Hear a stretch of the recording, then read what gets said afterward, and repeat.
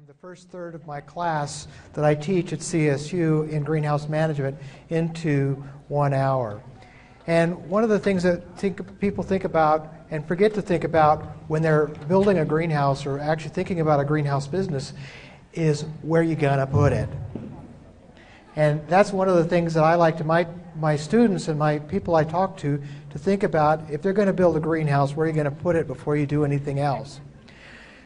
Many greenhouse and nursery owners in our country probably have made more money in real estate than they have in the industry. And many of you are like that as well. And that's because of urbanization. You need to think about when you're buying a piece of property, what's it going to be like? Can you fit in with the urbanization rate of that community? Can you deal with the neighbors? Because a greenhouse is not as subtle of an operation as you might think, depending on your size. And I do know that there's a lot of issues currently in the state of Colorado with how greenhouse systems are taxed, how you can deal with the zoning ordinances, how you can deal with the fire codes for that particular area, your setback restrictions, and these sorts of things. And I'm not going to talk about that because I am not a land use attorney, and I know that many of you who are dealing with zoning codes and zoning ordinances on how to build your structures, whether you're going to use a poly house or a greenhouse, and dealing with the local communities, that's a whole big can of worms that is going to be very difficult to work with. However, I think the communities are starting to wise up and understand that to be successful and to have local produced food, that they've got to deal and make some compromises with you as the growers. Another thing you need to think about is your microclimates of your area. It always amazes me when I drive from Denver to from Fort Collins to Denver in the middle of the winter, clear blue sky, 5 degrees below zero, and I hit the St. Vrain River and I'm in a fog bank. So think about those fog pockets and want to avoid areas of high wind. And this is what I mean by a fog pocket. Everybody knows that the cold air falls and it's going to be very difficult. We need to watch these sorts of areas where we're locating a greenhouse, whether it's in the microclimate of your own property or whether you're looking at new property. You want to think about topographic shadows. Are we having to deal with shade? A greenhouse, the primary goal of a greenhouse is to harvest light to grow crops. So you want to locate in an area where at least you have winds that are consistently from the same direction.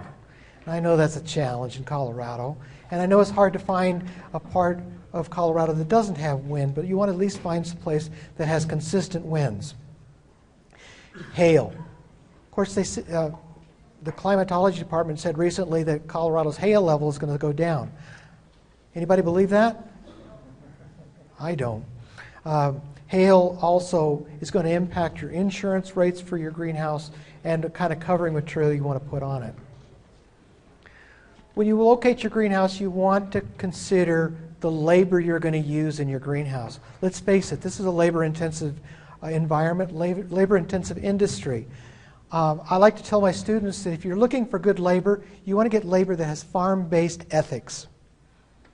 And I think everybody in the room understands that, farm-based ethics.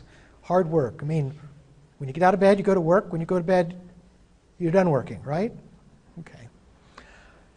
Think about your receiving and shipping. If you're having products delivered to your greenhouse that require shipment on a tractor trailer, if you have a bridge that's not rated for that tractor trailer, the driver's going to stop, unload his truck at the bridge, and call you on the phone and say, I dropped your stuff. And, of course, where your market is. Another thing I always talk to people when they come and ask me about starting a greenhouse business, one of the first questions I ask them is, what kind of water do you have? Dr. Stonecker just did a presentation on water quality and irrigation systems. Water is very, very important. You need up to 30,000 gallons a day per acre of greenhouse for irrigation system and evaporative cooling in the state of Colorado. 30,000 gallons a day per acre of greenhouse. Not per acre of land, per acre of greenhouse. You need to have electric power. I know a lot of people would like to go off grid, like to use solar power. I would too. I'd love to recommend it, but the payback isn't there yet. The technology isn't quite there. If you're going to build a greenhouse of any size, of any technology at all, you need to have three-phase power in your area. Now, most of parts of Colorado that have heavy ag wells have three-phase power because those are typically three-phase pumps. Three-phase power is the most economical to run fans. You need to have irrigation water, good quality water. That's crucial, whether it be surface, well, or municipal. Actually, many of us in Colorado are pretty spoiled with our water. You need to have a fuel supply. The easiest and the cheapest fuel for you to use is natural gas when it's delivered in a pipeline. But a lot of people are locating where there's not a natural gas supply, or maybe it's too expensive to run a tap to the natural gas supply for the local utility. So you're going to burn propane. Remember, propane is a fossil fuel. It comes from the cracking of petroleum to make gasoline. So it's more expensive than natural gas. Also, you have to make sure that you have enough natural gas on your property during the winter months so that you don't run out. Because when are you going to run out of fuel? You're going to run out Christmas morning, 20 below zero, and that truck driver does not want to get out of this house to deliver you a load of propane. And you can't go to the Rhino cabinet. One of the things that I was asked to talk about is a little bit on orientation when you're building your greenhouse. And it's a trick. You want to orient your greenhouse in such a way that you maximize the light input into your greenhouse. And how much light comes into your greenhouse is dependent on what we call the angle of incidence. Now, the angle of incidence refers to that angle that the light comes in to your greenhouse. What time of year is the angle of incidence going to be the greatest? December 21st. Okay? So that's when the day length is the shortest and the sun is the lowest in the sky. So percent transmission changes midsummer to midwinter whether you orient your greenhouse north-south or east-west. As a rule of thumb, and what happens is we want to make sure that we have adequate light harvesting in our greenhouse during the winter months. So we want to make sure that the light angle is perpendicular to the surface of the greenhouse because we want the transmitted light, because a lot of the light is going to be reflected off, a lot of the light is going to be diffused, and some of the light is going to be absorbed. So as a rule of thumb, we typically think of 40 degrees latitude. Anybody know where 40 degrees latitude is in Colorado? It's called Baseline Highway. That's 40 degrees latitude. Okay, so north of 40 degrees latitude, we recommend an east-west orientation for the maximum harvesting of winter light. South of 40 degrees latitude, we recommend a north-south orientation. So what we want to do is we want to take advantage of that angle of incidence as much as we can. Winter light is the factor. Summer light, we're going to be shading our greenhouse anyway to keep the heat out. Here you can see what the low latitude is going to be like. So when you have reflected light, that reflected light is light lost. So we want to cut down that reflection by having as straight on angle as we can. So here's a calculation, for instance, at 49 degrees north latitude, which is the Canadian border. And for instance, if you were doing a lean-to house at this particular angle, that would be perpendicular to your winter solar azimuth at 179.16 degrees. And June 21st, here we've got a solid structure on the roof to shade our greenhouse a little bit. This changes year-round. And one of the reasons that we orient our greenhouses north-south, especially if you're using gutter connect greenhouses, is we want the shadow to move in the greenhouse all day long. When it's oriented east-west, the shadow stays in one spot. And that way we have the most uniform harvesting of light. Here we have an example of a gutter connect, standalone. And one of the things, too, you want to think about in your gutter connect is where the people are going to work. You have to think about how far they got to walk, because you're paying people to work in the greenhouse, not walk around in the greenhouse. And in fact, when we look at the big floriculture greenhouses in the state of Colorado, or big tomato growers where they're doing many acres of greenhouses, their growers ride bicycles. They're not paid to walk. So when you're looking at, after you've oriented a greenhouse, you need to think about your floor plan. The biggest mistake people make, and my wife is in the room, and I remember when she was working at Gully Greenhouses, they built a new set of greenhouses, and when she and her boss walked in the greenhouse, they looked at Jim Gully and said, "It's too small." So every greenhouse you ever build is going to be too small. So think about how you're going to build it and how you're going to expand. That's the most important thing to remember, is how are you going to build onto that operation. You need to think about the carts that you're using, how wide the carts are. You need to think about, are you going to pull a pickup truck through there? Are you going to back a bobtail truck up to it? Think about how you're going to lay out your greenhouse so people don't have to walk a long ways. This is an example of a central work area in a greenhouse, where if you put the central work area at one end, people have got to walk twice as far. Think about your bench layout. Colorado used to be known for carnation production, so most of our older greenhouses were designed for carnations. Carnations and greenhouse vegetables are very similar in how they're laid out in the greenhouse. Typically, we'd run the greenhouses, the benches longitudinally, whereas benches, where we're growing flats of transplants, we run those with peninsular style benches. Don't forget your service buildings. You got to have a place to pack. You have to have a place to store your equipment. You have to have a place to put your pesticides. You have to have a place to put your locker rooms and your offices. Think about pesticide storage. Pesticide storage needs to be separate from your facilities. I don't care if they're conventional or organic pesticides. A pesticide is a pesticide is a pesticide. EPA doesn't separate them. They all have to be stored the same way. Never store your pesticides with fertilizers. It's too easy to mix them up. Loading docks. A lot of people forget about loading docks. You want to annoy a truck driver, give him a sharp angle to turn. Those guys are talented in getting in the tightest places, but they don't like it. So think about your loading docks. And here we've got examples of loading docks that have insulation boots that they can back into, so that when you're loading your plants, because typically speaking, if you're a greenhouse grower, your most profitable season is when the weather is the worst. And it's nothing like taking newly grown produce or plants out into the cold to load it into a truck. So think about your loading dock designs and how much people have to lift and push. A little bit about greenhouse structures. Probably one of the most efficient designs is what we call the lean-to. A lean-to greenhouse is going to typically be on the south-facing slope with a solid wall, very effective, works very well at higher latitudes.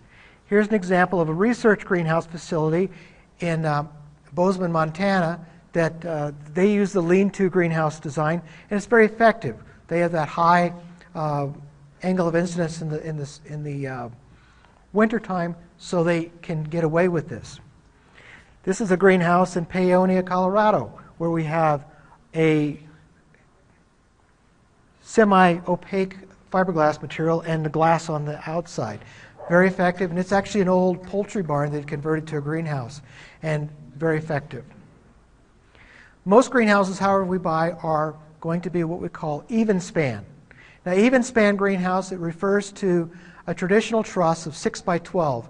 In other words, it's 12 foot, 24 foot wide, or 12 foot from the base, and 6 foot high, and that's the standard pitch in the United States. This is the most common conversion.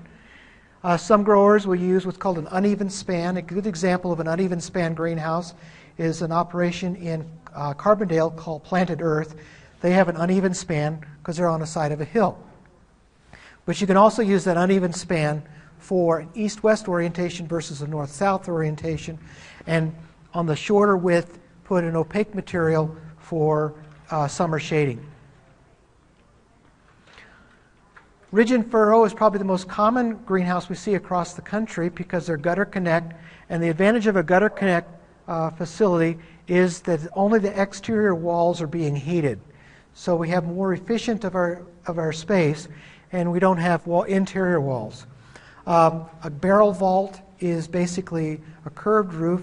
All of these greenhouses are commercially available, and I've also seen a lot of these kinds of greenhouses handmade on site. Another popular greenhouse design is called a Quonset. A couple of years ago, some company called me. A greenhouse manufacturer wanted to trademark the word Quonset. Anybody know where Quonset, Rhode Island is? That's where the manufacturing plant that first built the Quonset huts that were used in the Pacific Theater during World War II. Kind of hard to patent something that the Navy did in the 40s. So that's where the Quonset design came from. It's a simple-to-build structure, and what the Navy wanted was something they could deliver to a site and be put together with unskilled labor, which in that point were sailors. And it could be built quickly, cheaply, and withstand the weather. And that's where the Quonset design came from. And that's why it's popular with us. It works very well. Here's a picture of one of our Quonset greenhouses at CSU. Back to the profiles a little again. The standard 6x12 pitch is common in the United States. We call that a high-profile greenhouse. In the northern latitudes, we use what's called a low-profile greenhouse, and this is what we typically see called a Venlo frame. Most of the Dutch, some people call them Dutch glass greenhouses. And the reason those are popular is because the angle is smaller on the greenhouse and has less roof surface exposed to the environment, and they're a little cheaper to heat because we're not exposing so much surface area. Most of you are going to build a Quonset frame. Quonsets are just bent bows using steel pipe or square tubing. 20 to 30 feet width is the standard width, ground to ground or raised up. I don't need a raised up greenhouse because I'm vertically challenged, but Thad probably wants his raised up a little bit. Here you can see that they're very efficient for using trays. Other types of film plastic greenhouses, these are barrel vaults. This greenhouse actually is just across the highway at a tree farm. We can use double polyethylene film. Make sure that when you're putting polyethylene film on your greenhouse that you're using greenhouse grade, because the polyethylene films that you buy in the hardware store for drop cloths or something like that don't have UV stabilizers in them, and they will only last about 6-8 months, where we need that polyfilm to last at least 3 years. In Colorado, we're lucky to get 3 years out of it. We do it double layer, inflate it with a squirrel cage fan, and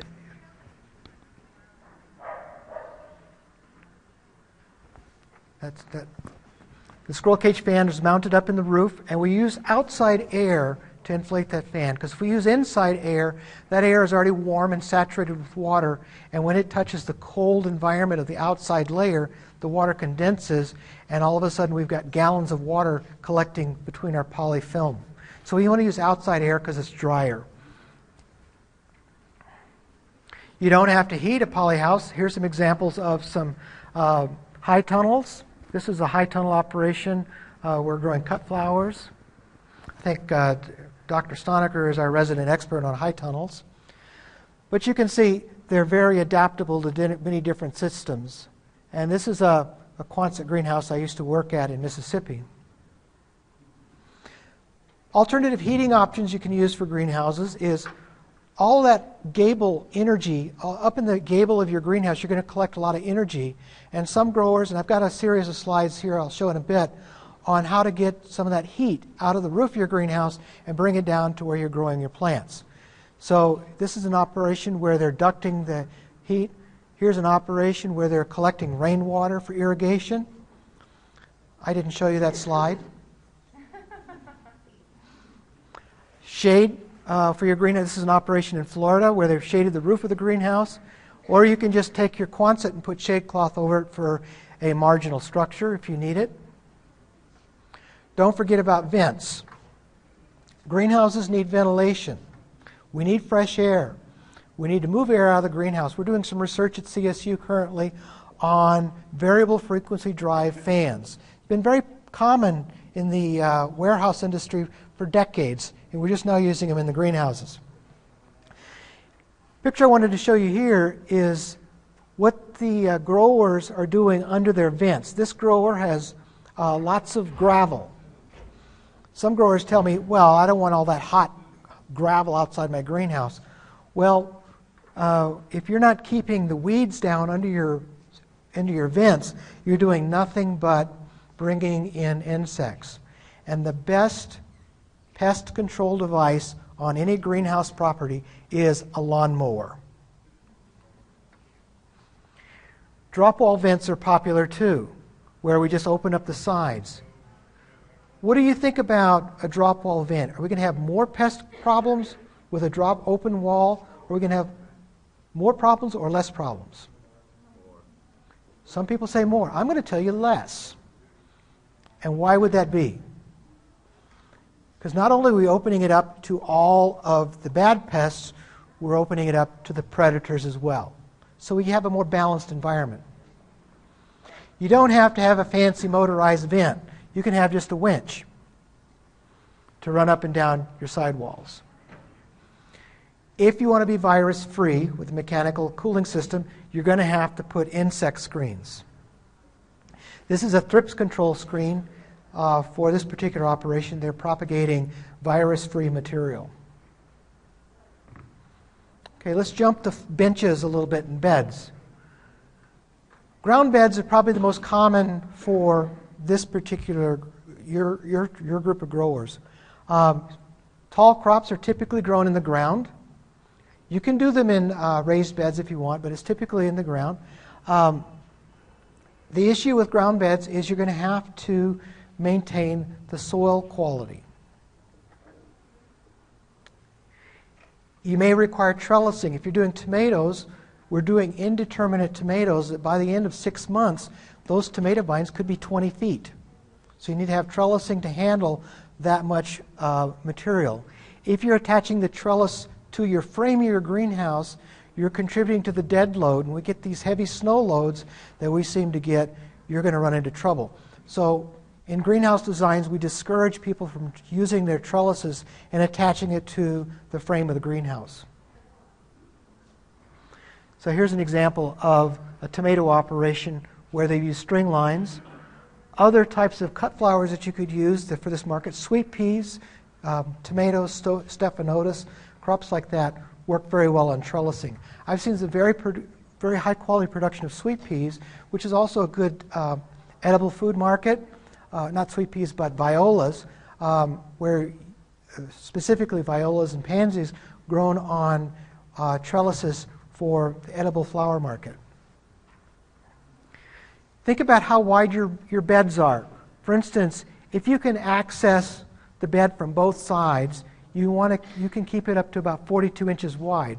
But if you can only get access from one side, you have to limit it to 18 to 20 inches wide. Otherwise, your worker is going to fall into your bed as they're trying to harvest your product and tear up your plants that might have been growing for 3 months. Growing directly in the ground is by and far the cheapest construction, the least amount of work that you have to do. It's a long-term installation. You can easily modify it for organic production, and it's easily modified to a lot of different crops. However, some of the complications are that it requires a soil amendment. You just can't grow a greenhouse crop in traditional field soil. You're not containing your root spread. You may require drainage because you're putting so much water on, and you may have a non-point source pollution risk. We're starting to see problems in Colorado with high nitrates in the groundwater. You don't want to be a contributor to that. So if you're going to build ground beds, it's ideal to build it in such a way that you can prevent root spread, which prevents pathogen exposure, and you're going to prevent commingling of root systems. So here's a typical ground bed that's been built with a drainage tile in the bottom, a gravel layer, and our amended soil. Not very hard to build, very inexpensive. You can do it very quickly, but you're going to have problems. Another thing you have problems with is a perched water table, where you have that drastic transition between soil and gravel. You have to have a saturated zone, and now we're essentially reducing the volume of our growing area. The ideal scenario is concrete. How many people are going to build a concrete bed? Not one person. I said it was ideal. So you can build this out of lots of different kinds of materials. You don't have to use concrete. But you want to make sure that your lip of your bed is higher than your walking surface so you're not kicking debris into your bed. Ground beds are typically oriented the length of the greenhouse, lengthwise, north-south orientation, so we're moving our sun shadows all day long. If you're going to use wood, you want to make sure you use some sort of a rot-resistant material. The new pressure-treated wood does not have arsenates in it, but the other copper arsenate compounds, it takes 10 years to migrate an inch. So don't be afraid of those products. But you want to avoid, in redwood and cypress, steel type of screws, or you'll get lots of staining and contamination. One product to never, ever, ever use in a greenhouse is creosote-treated timbers. That will kill your crop faster than anything else, as well as mercury paint. But I don't think you can buy mercury paint anymore. Of course, concrete is the best, but we see a lot of ground beds like this.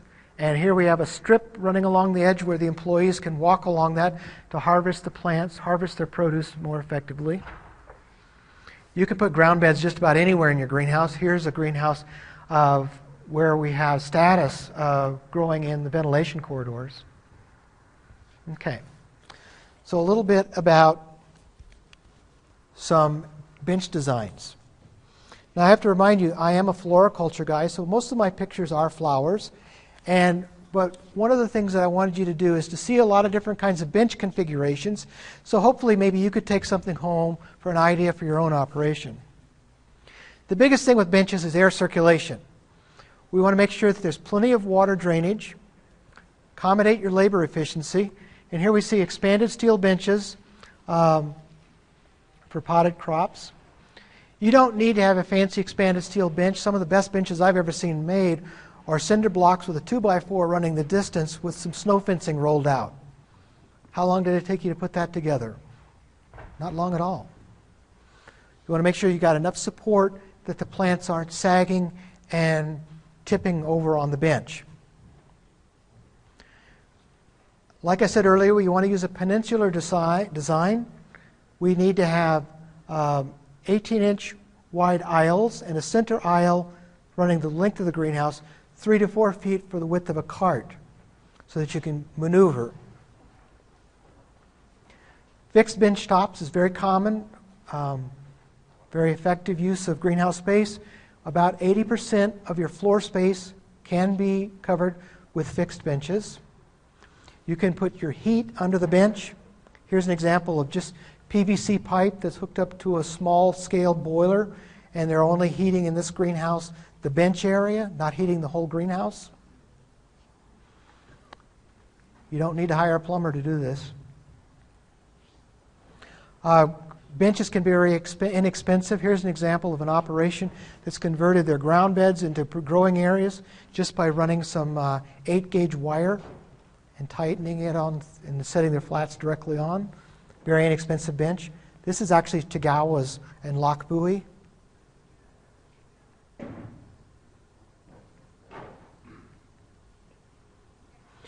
One thing about benches and in your greenhouse in general, if you have weeds in your greenhouse, you're going to have disease and insect problems. Keep the bench areas and places that you're not growing plants weed-free. Our greenhouse employees at CSU, they love the weed-free days because they're going to go into our greenhouses with a blowtorch. We control our weeds in our greenhouses on campus with a torch because there are no herbicides registered for use in a greenhouse with greenhouse plants. Okay, so we use a torch.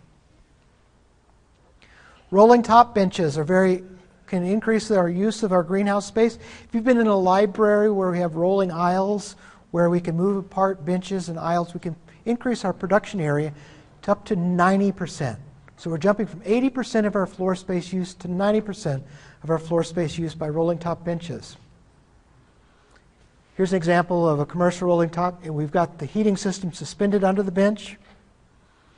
You don't have to have a factory made. Here's one made out of 2x4s and fence expanded steel. They're kind of heavy, so they have a crank to move the bench. You have to be careful with the rolling tops. They will smash your fingers. Wait, Heather. Other greenhouses use higher production facilities use movable benches where we move the benches in and out of the greenhouse to the employees. And we're starting to see this in a lot of transplant production operations where the employees are working in a warehouse and moving the benches in and out. And we'll see.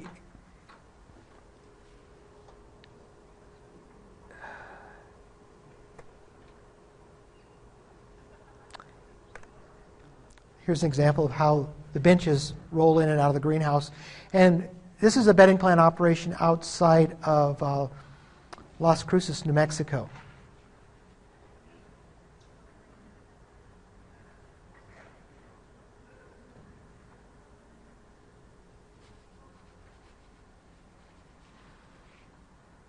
These operations, they pay their growers very well because there's hardly any room for anybody else to work in there. So the growers are the only ones that go in the greenhouse. The traditional labor stays in an air-conditioned room.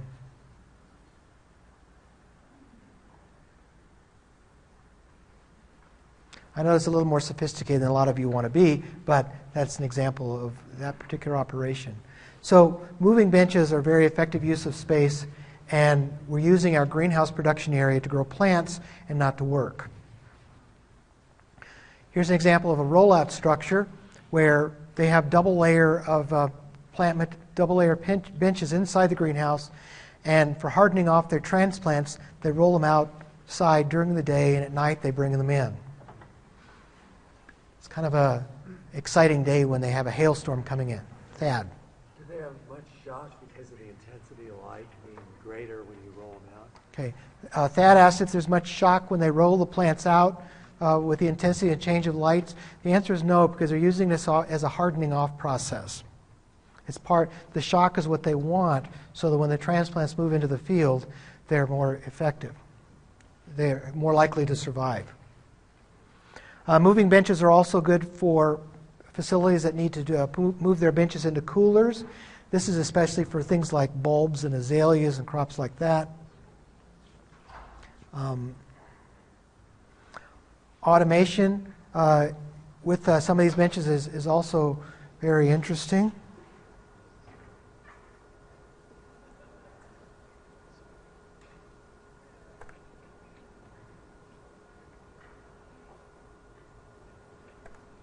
And I'm showing these pictures not because I want you to do automation. I just wanted you to see what some of these growers are doing. And farmers are probably some of the most ingenious people there are of taking something that somebody else is doing and adapting it to their smaller scale or something to that effect. This is how some of these bedding plant operations have to survive.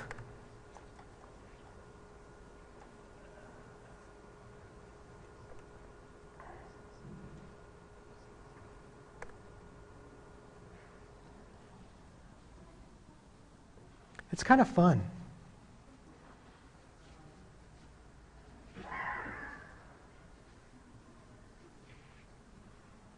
Okay. Ebb and flood tables. I know a minute ago I told you that benches we need an air circulation, but another technology that we can use is called ebb and flood. Ebb and flood systems is basically a watertight bench where we're introducing the water to the bottom section. We can use trough culture. This is a trough culture that's very adaptable to a lot of greenhouse vegetable crops. It's basically the same thing as we've got core in this trough, and we're flooding it with material, or you can use a solid surface bench where we're flooding the material, working from the bottom up. The ideal thing about using an ebb and flood irrigation system is we use half as much fertilizer and there's no fertilizer or water waste. So we don't have nitrate runoff and we don't have to worry about excess water in the ground table. But you do need to make sure you keep it clean. Ebb and flood tables work very well in moving systems.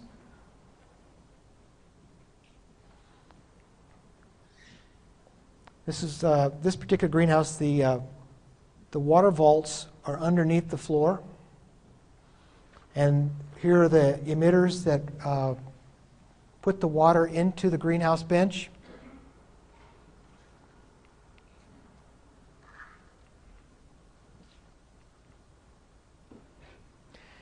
Ebb and flood systems, like I said, periodic flooding of the floor. We use less fertilizer, less water, but they're a closed system, so we don't have a lot of waste. Capillary mats is also another effective way to irrigate our plants. This was originally started with the African violet industry. Capillary mats is where we have a thick felt pad and we're wetting the whole pad, setting the plants on the mat itself to irrigate the plants.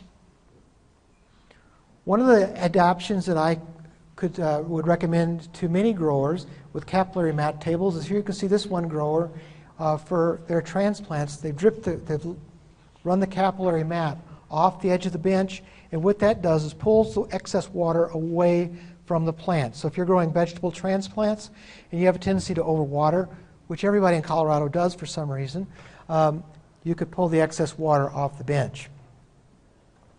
Flood floors. Flood floors are very expensive to build. More than half your greenhouse investment will be in concrete. But again, they're a very effective way to irrigate your crop and very clean. And the other ideal thing about flood floors is that you can have multiple sizes of pots and containers on the same floor and irrigate them all the same, and the plants will be irrigated similarly. Otherwise, if you're using overhead, some plants will be overwatered, some plants will be underwatered. This is an operation in Larkspur, Colorado, where they use flood floors. It takes exactly 15 minutes to flood the floor. These are 5-gallon geraniums. Another technology that was developed in the tobacco industry for the tobacco transplants was the float system. And now the Speedling company, and I don't have any pictures of Speedling production because the Speedling company doesn't allow cameras in their greenhouse. But anyway, this is a tobacco operation in North Carolina. This picture was from Paul Nelson, where they take their tobacco transplants and tomato transplants and other lettuce transplants, grow them in a styrofoam container, and float them on the water. They have no weed control problems. It works very well. Now, to close up this quick run through of the greenhouse industry in 1 hour, we'll talk a little bit about some energy alternatives that we've been working on over the years at CSU and also across the country. Everybody wants to be solar. I wish I could say the solar industry was where it needs to be for the greenhouse industry. Currently, the payback on a lot of solar installations is 3 to 15 or 20 years, which is a long time to invest a lot of money. I think even in the current stock market, you can do better. But a lot of people are interested. Here's an example of solar panels where we're circulating hot water system into the greenhouse. Here's, again, a picture of the hot air intakes. Here's some schematics of what we're talking about, where we're taking the energy out of the roof of the greenhouse, out of the gable, and storing it in the mass of our soil underneath the ground. There's all different kinds of configurations that are being talked about with earth-air heat exchange systems. Some people call them ground source heat pumps. Ground source heat pumps actually use a high efficiency compressor where they're putting taking energy out of the roof of the greenhouse, transferring it to the soil under pressurized system. These are expensive systems to install. If you were to go on the internet and Google ground source heat pump greenhouse, you'll see about 5 or 6 major projects across the United States, but they're very expensive to build. Different kinds of technologies using different kinds of transfer materials.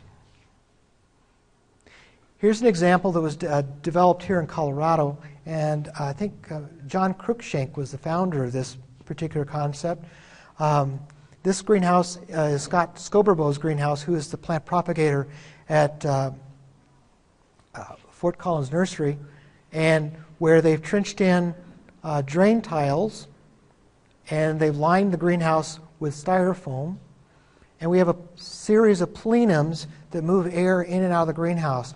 This greenhouse is about 30 foot by 60 foot, the scale that many of you probably are thinking about, and he uses no fuel in this greenhouse and is able to keep it above freezing year-round in Fort Collins, using only electricity.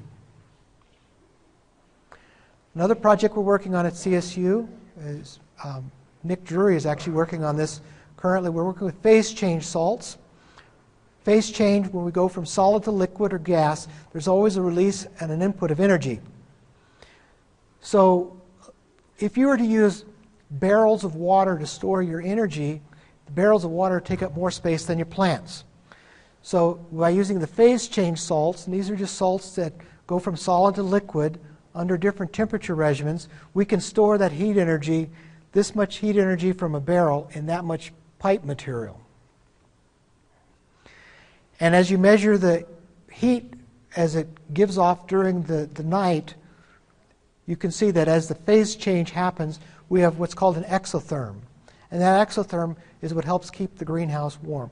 And you're going to see phase change salts coming into vogue over the next probably 5 to 10 years. There was a lot of research back in the late 70s, and it kind of died because fuel got cheap. But now fuel is expensive again, and we're going to start seeing more technology coming out with the phase change salts. So I know this was a real fast review of greenhouse design criteria, greenhouse initiatives, and I want to invite everybody to write down my email address, and within about the end of this month, I'm going to be releasing a online course tutorial system that you can all apply for and take for free. And it's being funded by the Western SARE organization, which there's a poster up here for that. And so it's free for now. Well, nothing is ever free. I'm going to ask one thing of you. If you take this course online, complete a survey. Because every extension agent in the world is going to ask you to do an evaluation.